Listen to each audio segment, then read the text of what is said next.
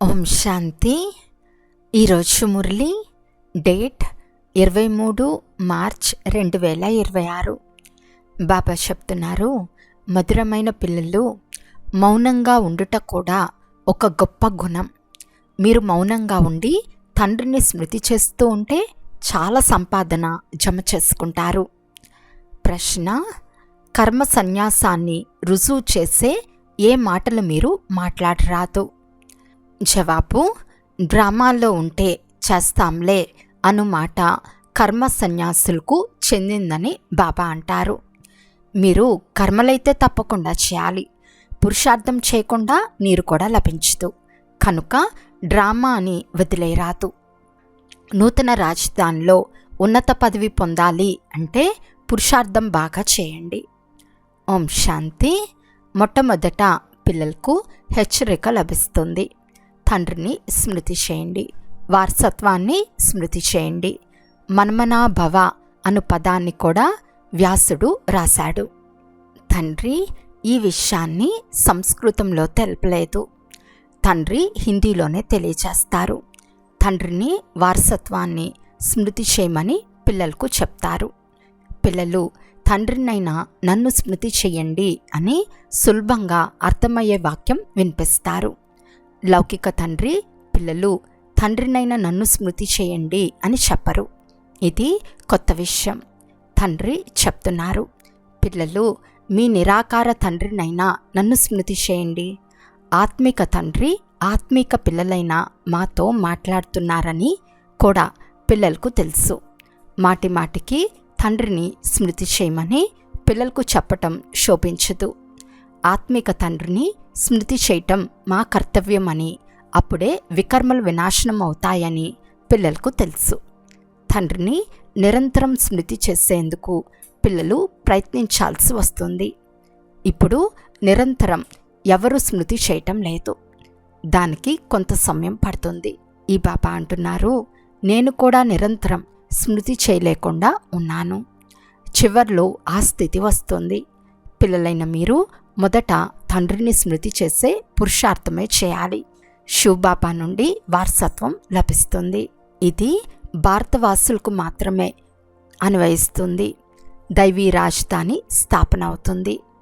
ఇతర ధర్మాలు స్థాపించటంలో కష్టం ఉండదు. ధర్మస్థాపకులు వెనుక వారి ధర్మానికి చెందిన వారు వస్తూనే ఉంటారు. ఇక్కడ దేవీ దేవతా ధర్మానికి చెందిన వారిని జ్ఞానం ద్వారా పైకెత్తాలి. ఇది శ్రమతో కూడిన పని.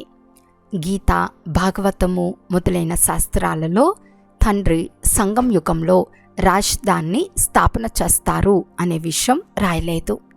గీతలో పాండవులు పర్వతాలపైకి వెళ్ళిపోయారని, ప్రళయం జరిగింది అని మొదలైన విషయాలు రాసేశారు. వాస్తవానికి అలా జరగలేదు. మీరు భవిష్య 21 జన్మల కొరకు చదువుకుంటున్నారు. ఇతర పాఠశాలలో ఈ ప్రపంచం కొరకే చదివిస్తారు, చదువు చెప్తారు. సాధు సత్పురుషులు మొదలైన వారు కూడా భవిష్యత్తు కొరకే చదివిస్తారు. ఎందుకంటే శరీరాన్ని వదిలి ముక్తిధామానికి వెళ్ళి బ్రహ్మంలో లీనమవుతుంది అని, ఆత్మ పరమాత్మలో కలిసిపోతుంది అని వారు భావిస్తారు. కనుక అది కూడా భవిష్యత్తు కొరకే. కానీ భవిష్యత్తు కొరకు చదివించువారు ఒక్క ఆత్మిక తండ్రి మాత్రమే. ఇతరులెవరూ అలా చదివించలేరు. సర్వుల సద్గతి దాత ఒక్కరేనని మహిమ కూడా ఉంది. అవన్నీ అయథార్థమైపోతాయి. ఈ విషయాలు తండ్రి స్వయంగా వచ్చి అర్థం చేయిస్తున్నారు. వారు కూడా సాధన చేస్తూ ఉంటారు. బ్రహ్మలో లీనమయ్యే సాధన అయథార్థం. ఎవరూ లీనమవ్వలేరు. బ్రహ్మ మహాతత్వం భగవంతుడు కాదు. ఇవన్నీ తప్పులే. అసత్యఖండంలో అందరూ అసత్యం చెప్పేవారే ఉన్నారు. సత్యఖండంలో అందరూ సత్యం చెప్పేవారే ఉంటారు. సత్యఖండం భారతదేశంలో ఉండేదని, ఇప్పుడు అది అసత్యఖండంగా ఉందని మీకు తెలుసు. తండ్రి కూడా భారతదేశంలోనే వస్తారు. శివ జయంతిని ఆచరిస్తారు. కానీ శివుడు వచ్చి భారతదేశాన్ని సత్యఖండంగా చేశారని వారికి తెలియదు. శివుడు రానే రారని వారు భావిస్తారు. వారికి నామరూపాలే లేవని అంటారు. కేవలం పతిత పావనుడు అని, జ్ఞానసాగరుడు అని ఊరికే చిలక పలుకులు పలుకుతూ మహిమ చేస్తారు. తండ్రి స్వయంగా వచ్చి అర్థం చేస్తారు. కృష్ణ జయంతిని జరుపుకుంటారు. గీతా జయంతి కూడా ఉంది. కృష్ణుడు వచ్చి గీత వినిపించారని అంటారు. శివుడు వచ్చి ఏం చేస్తారో ఎవరికీ తెలియదు. వారు ఎలా వస్తారు? నామరూపాలే లేవు కదా అని అంటారు. తండ్రి చెప్తున్నారు, స్వయంగా నేనే వచ్చి పిల్లలకు అర్థం చేయిస్తున్నాను. ఇప్పుడు నేను ఇచ్చే ఈ జ్ఞానం మళ్ళీ ప్రాయలోపం అయిపోతుంది. తండ్రి స్వయంగా తెలుపుతున్నారు, నేను వచ్చి భారతదేశాన్ని మళ్ళీ స్వర్గంగా తయారు చేస్తాను. పతిత పావనుడు తప్పకుండా ఎవరో ఒకరు ఉంటారు కదా. ముఖ్యమైనది భారతదేశ విషయమే. భారతదేశమే ఇప్పుడు పతితంగా ఉంది. పతిత పావనుని కూడా భారతదేశంలోనే పిలుస్తారు. ఇప్పుడు విశ్వంలో సైతాన్ రాజ్యం నడుస్తూ ఉందని స్వయం చెప్తారు. బాంబులు మొదలైనవి తయారు చేస్తూ ఉన్నారు. వాటి ద్వారా వినాశనం జరుగుతుంది. అందుకు ఏర్పాట్లు చేస్తూ ఉన్నారు. వారు రావణునితో ప్రేరేపించబడినట్లు ఉన్నారు. రావణ రాజ్యం ఎప్పుడు సమాప్తమవుతుంది? కృష్ణుడు వచ్చినప్పుడని భారతవాసులు అంటారు. కానీ శివబాబా వచ్చి ఉన్నారని మీరు అందరికీ తెలుపుతారు. వారే సర్వుల సద్గతి దాత. నన్ను స్మృతి చేయండి అని తండ్రి చెప్తున్నారు. ఈ మాటలు ఇతరులెవ్వరూ చెప్పలేరు. ఈ తండ్రి మాత్రమే నన్ను స్మృతి చేస్తే మలినాలు తొలగిపోతాయని చెప్తున్నారు. మీరు సతోప్రధానంగా ఉండేవారు. ఇప్పుడు మీ ఆత్మల్లో మలినాలు ఏర్పడ్డాయి. అవి స్మృతి ద్వారా మాత్రమే తొలగిపోతాయి. దీనిని స్మృతి యాత్ర అని అంటారు. నేనొక్కరినే పతిత పావనుడును. నన్ను స్మృతి చేసినందున మీ వికర్మలు వినాశనమవుతాయి. దీనిని యోగాగ్ని అని అంటారు. బంగారంను అగ్నిలో వేసి దాని నుండి మలినాలను తొలగిస్తారు. మళ్ళీ స్వచ్ఛమైన బంగారులో కల్తీని కలిపేందుకు కూడా అగ్నిలో వేస్తారు. తండ్రి చెప్తున్నారు, అది కామచిత్, ఇది జ్ఞానచిత్. ఈ యోగాగ్నితో మలినాలు తొలగిపోతాయి. మీరు కృష్ణపురంలోకి వెళ్లేందుకు అర్హులుగా అవుతారు. కృష్ణ జయంతి పండుగ రోజున కృష్ణుణ్ణి పిలుస్తారు. కృష్ణునికి కూడా తండ్రి నుండి వారసత్వం లభిస్తుందని మీకు తెలుసు. కృష్ణుడు స్వర్గానికి యజమానిగా ఉండేవాడు. కృష్ణునికి ఈ పదవిని ఇచ్చింది తండ్రియే. రాధాకృష్ణులే తర్వాత లక్ష్మీనారాయణులుగా అవుతారు. రాధాకృష్ణుల పుట్టినరోజును జరుపుకుంటారు. లక్ష్మీనారాయణుల గురించి ఎవరికీ తెలియదు. మనుషులు పూర్తిగా తికమక పడి ఉన్నారు. ఇప్పుడు పిల్లలైన మీరు ఇతరులకు కూడా ఈ విషయాల అర్థం చేయించాలి. మొట్టమొదట గీతలో నన్నొక్కరినే స్మృతి చేయమని చెప్పిందెవరు అని అడగండి. వారు కృష్ణుడు చెప్పినారని భావిస్తారు. భగవంతుడు నిరాకారమని, వారి ద్వారానే శ్రేష్టమైన మతం లభిస్తుందని మీకు తెలుసు. అత్యంత ఉన్నతమైన వారు పరంపిత పరమాత్మ ఒక్కరే. వారిచ్చిన మతమే అత్యంత శ్రేష్టమైన మతం. వారి శ్రీమతం ద్వారానే సర్వులకు సద్గతి లభిస్తుంది. బ్రహ్మ విష్ణు శంకరులను కూడా గీతా భగవానుడు అని అనరు. వారు శరీరధారి అయిన కృష్ణుడని అంటారు. అందువలన ఎప్పుడో తప్పు జరిగిందని తప్పకుండా రుజువవుతుంది. మనుషులు చాలా తప్పు చేశారని మీరు అర్థం చేసుకున్నారు. రాజయోగాన్ని పతిత పావనుడైన తండ్రే నేర్పించారు. చాలా పెద్ద పెద్ద తప్పులు ఏవైతే జరిగాయో వాటిపై ఎక్కువ తీవ్రంగా తెలపాలి. మొదటిది ఈశ్వరుడు సర్వవ్యాపి అని చెప్పటం. రెండవది గీతా భగవంతుడు కృష్ణుడని చెప్పటం. కల్పం లక్షల సంవత్సరాలని అనటం. ఇవన్నీ చాలా పెద్ద తప్పులు. కల్పం అంటే లక్షల సంవత్సరాలది కాదు. పరమాత్మ సర్వవ్యాపి కారు. వారు ప్రేరణతో అన్ని పనులు చేస్తారని అంటారు. కానీ అలా జరగదు. ప్రేరణ ద్వారా పావనంగా చేరు. ఈ విషయాలన్నీ తండ్రి సన్ముఖంలో కూర్చుని అర్థం చేయిస్తున్నారు. నన్నొక్కరినే స్మృతి చేయండి. ప్రేరణ అనే పదం తప్పు. శంకరుణ్ణి ప్రేరణ వల్ల బాంబులు మొదలైనవి తయారు చేస్తారని అంటారు. కానీ ఇదంతా డ్రామాలో రచింపబడి ఉంది. ఈ యజ్ఞం ద్వారానే వినాశ జ్వాల వెలువడింది. ఎవరు ప్రేరేపించరు. వినాశనం కొరకు బాంబులు కేవలం నిమిత్తం మాత్రమే. డ్రామాలో ఇదంతా నిర్ణయింపబడి ఉంది. పాత్ర అంతా శివబాబాతే. వారి తర్వాత బ్రహ్మ విష్ణు శంకర్ల పాత్ర. బ్రహ్మ బ్రాహ్మణులను రచిస్తారు. అతడే మళ్ళీ విష్ణుపురానికి యజమానిగా అవుతారు. 84 జన్మల చక్రం పూర్తి చేసి మీరిప్పుడు బ్రహ్మవంశీయులుగా అయ్యారు. లక్ష్మీనారాయణలే మళ్ళీ బ్రహ్మ సరస్వతులుగా అవుతారు. ఈ బ్రహ్మ ద్వారా దత్తత చేసుకుంటారు. కనుక ఈ బ్రహ్మను పెద్దమ్మ అని అంటారని అర్థం చేయించబడింది. అతను నిమిత్తమయ్యాడు. కలుషం మాతలకు ఇవ్వబడుతుంది. అందరికంటే పెద్ద వీణ సరస్వతికి ఇచ్చారు. ఆమె అందరికంటే ఎక్కువ తెలివి కలది. నిజానికి వీణ లేక ఇతర వాయిద్యాలేవీ లేవు. సరస్వతి చెప్పే జ్ఞానమురళి చాలా బాగుండేది. అందుకే వారికి చాలా మహిమ ఉంది. పేర్లు రకరకాలుగా పెట్టేశారు. దేవీలకు పూజలు జరుగుతాయి. మనమే ఇక్కడ పూజలుగా అవుతాము. మళ్ళీ పూజారులుగా తయారై మనల్ని మనమే పూజించుకుంటామని ఇప్పుడు మీకు తెలుసు. ఇప్పుడు మనం బ్రాహ్మణులుగా ఉన్నాము. తర్వాత మనమే పూజ దేవీ దేవతలుగా అవుతాము. యథా రాజా రాణి తథా ప్రజ. దేవీలలో ఉన్నత పదవి పొందేవారి మందిరాలు కూడా ఎక్కువ సంఖ్యలో తయారవుతాయి. ఎవరైతే మంచి రీతిగా చదువుకుని ఇతరులను చదివిస్తారో వారి పేర్లు చాలా ప్రసిద్ధి చెందుతాయి. ఇప్పుడు మీరే పూజలుగా మీరే పూజారులుగా అవుతారని మీకు తెలుసు. శివబాబా అయితే సదా పూజ్యులుగా ఉంటారు. సూర్యవంశంలో దేవీ దేవతలుగా ఉండువారే పూజారులుగా మళ్ళీ భక్తులుగా అవుతారు. మీరే పూజ్యులు, మీరే పూజారులు. ఈ విషయాన్ని సిడి చిత్రం మంచి రీతిగా అర్థం చేయిస్తుంది. చిత్రాలు లేకుండానే మీరు ఎవరికైనా అర్థం చేయించవచ్చు. నేర్చుకుని పోయే వారి బుద్ధిలో పూర్తి జ్ఞానం అంతా ఉంటుంది. 84 జన్మల నిచ్చిన భారతవాసులు ఎక్కుతూ దిగుతూ ఉంటారు. వారికి 84 జన్మలు ఉంటాయి. పూజ్యులుగా ఉండేవారం మళ్ళీ మనమే పూజారులుగా అయ్యాం. హంసో సోహం అర్థంను కూడా మీరు చాలా బాగా అర్థం చేసుకున్నారు. ఆత్మనే పరమాత్మ అయ్యేందుకు వీలు లేదు. తండ్రి హంసో సోహం అర్థాన్ని తెలిపించారు. మనమే దేవతలుగా మనమే క్షత్రియులుగా అయినాము.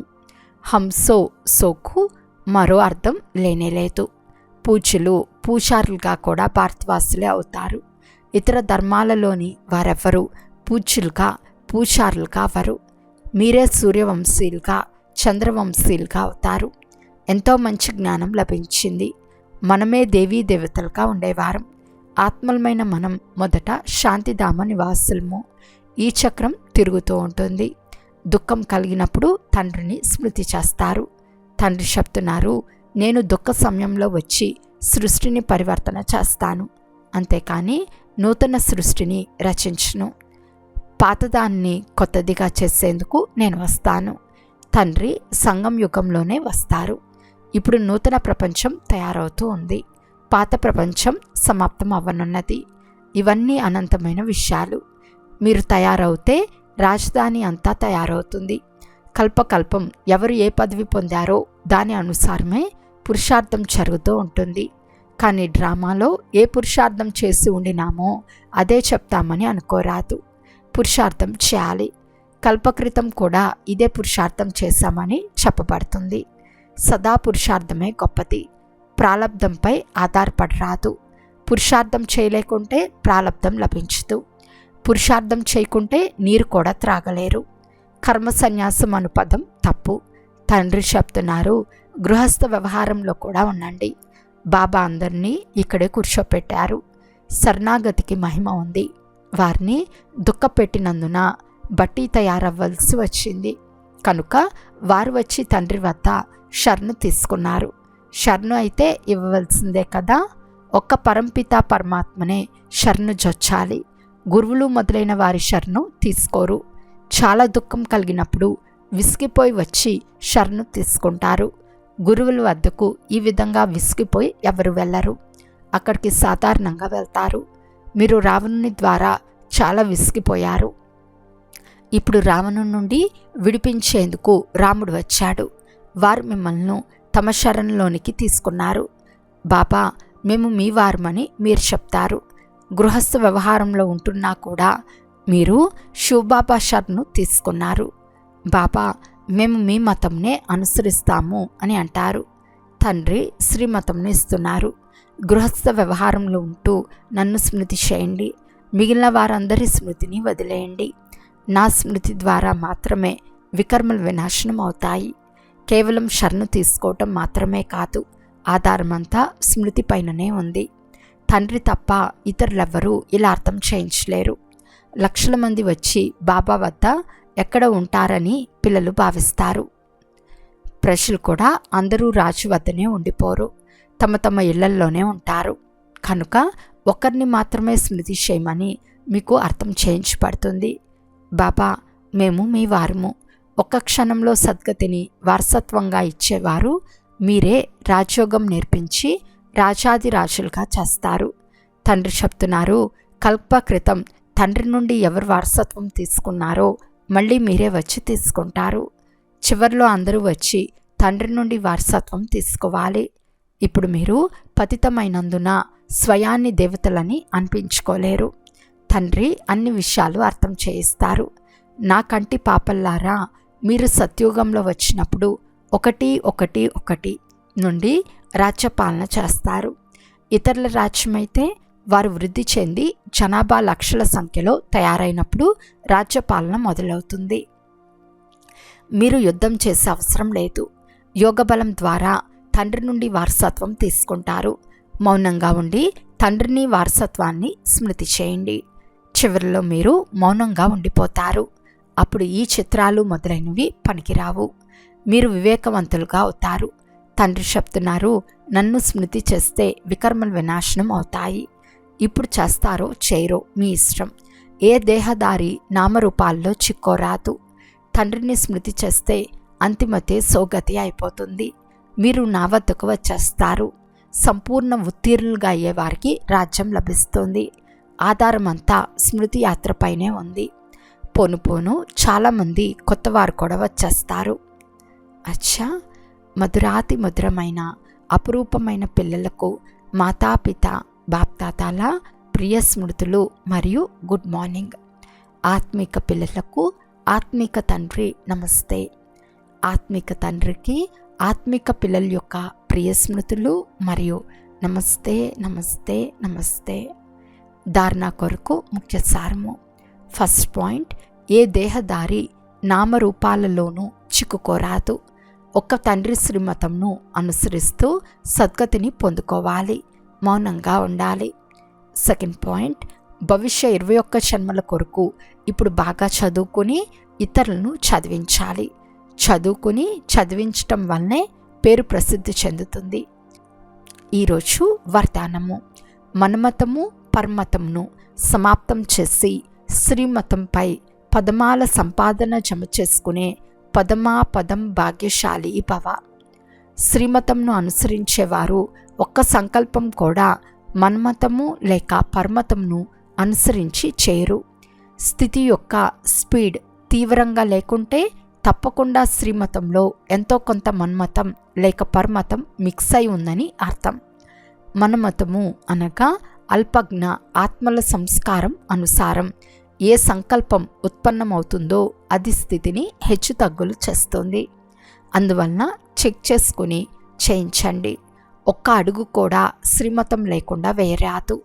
అప్పుడు పదమాల సంపాదన జమ చేసుకుని పదం భాగ్యశాలిగా అవుతారు. స్లోగన్: మనసులో అందరి పట్ల కళ్యాణకారి భావన స్థిరంగా ఉండాలి. ఇదే విశ్వ కళ్యాణకారి ఆత్మ యొక్క కర్తవ్యం. అవ్యక్త సూచన: నిశ్చయం యొక్క పునాదిని గట్టి చేసుకుని సదా నిర్భయంగా నిశ్చంతంగా ఉండండి. పరిస్థితులు భలే ఎలా ఉన్నా నిశ్చయబుద్ధి గల పిల్లలు పరిస్థితుల్లో తమ స్వస్థితి యొక్క శక్తి ద్వారా సదా విజయులుగా అనుభవం చేస్తారు. ప్రపంచంలోని వారు లేక బ్రాహ్మణ పరివారం యొక్క సంబంధ సంపర్కంలోని ఇతరులు వీరు ఓడిపోయారు అని భావించినా లేక అన్నా అది ఓటమి కాదు, విషయము. ఏదైనా సేవ యొక్క సంఘటన యొక్క ప్రకృతి యొక్క పరిస్థితి స్వస్థితిని లేక శ్రేష్ఠ స్థితిని డగ్మగ్ చేస్తే ఇది కూడా బంధనముక్త స్థితి కాదు. ఈ బంధనం నుండి కూడా ముక్తులుగా అవ్వండి. అచ్చా, ఓం శాంతి.